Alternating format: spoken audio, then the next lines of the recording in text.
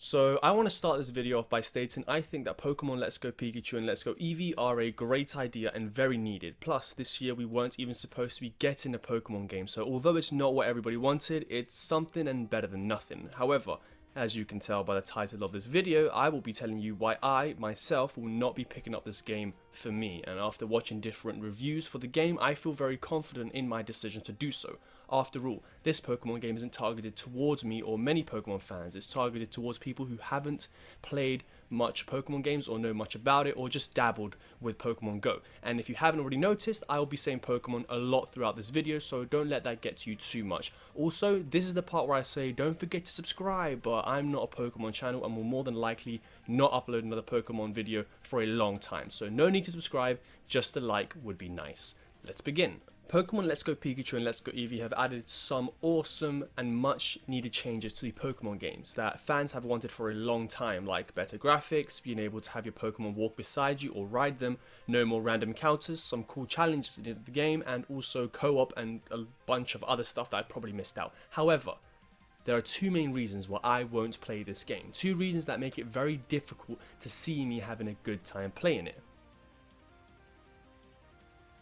This was probably the biggest criticism for the Let's Go games as soon as they were revealed. Fans had an outrage over the fact that we can only battle trainers and legendary Pokemon. This is a huge downside for me because I loved fighting wild Pokemon to level up in previous games, and the new way of leveling up in Let's Go is to catch Pokemon over and over again, which for a collectible type game like Pokemon, I don't actually like doing.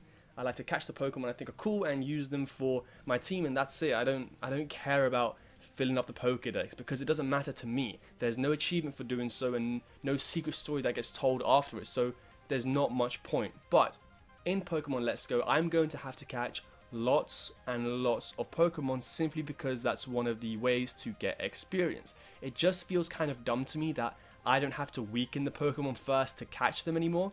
It takes away a lot of the challenge of making sure you capture the Pokemon and don't get beat by it or make the Pokemon faint. I know there's still some challenge in throwing the Pokeballs, but that's more annoying challenging than fun challenging. I'm also a little pissed that Nintendo and Game Freak didn't change this as the fans really revolted against it. I mean, any other company would have done something to change it, but I guess because it's Nintendo, we give them a pass. And I feel like this is an easy fix too.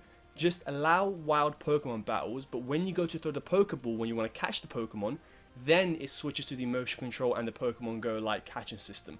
Simple, or at least it sounds simple. I don't know, I'm not a game developer, but it doesn't sound that complicated, especially for a big team with a lot of experience like Game Freak. A lot of challenge has been taken away from the game because of this, which brings me to my second reason.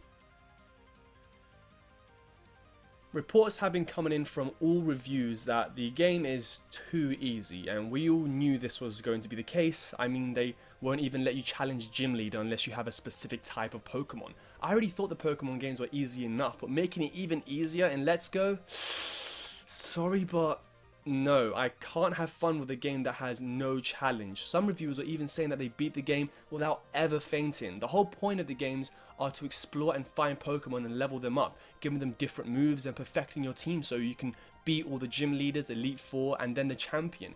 In this game, you don't need to grind, which to some is a good thing, but for me, the grind is like training, and without needing to train your Pokemon, it takes away a lot from the experience. Oh, and also, if you catch Pokemon, all your Pokemon in your team gain experience.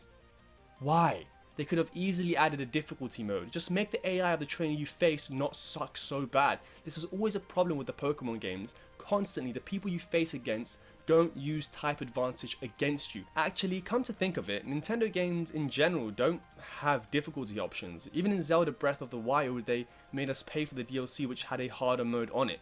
It's kind of ridiculous. But look, long story short, the game being super easy combined with the fact that wild Pokemon are no longer around completely taints my view of this game.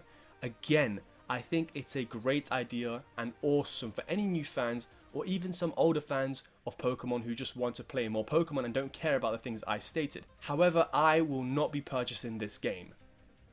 I mean, I will, but it's not for me. I'm going to get it for my little sister as she's always wanted to get into Pokemon, but didn't understand how to play the previous game. So again, great idea, just not for me personally. As most of the reviewers stated, this game just gets us more hyped for the next Pokemon game coming out in 2019, which will be awesome and will take us back to the basics, but with some of the improved and welcomed additions from Let's Go, like having your Pokemon by your side and co-op. Bye!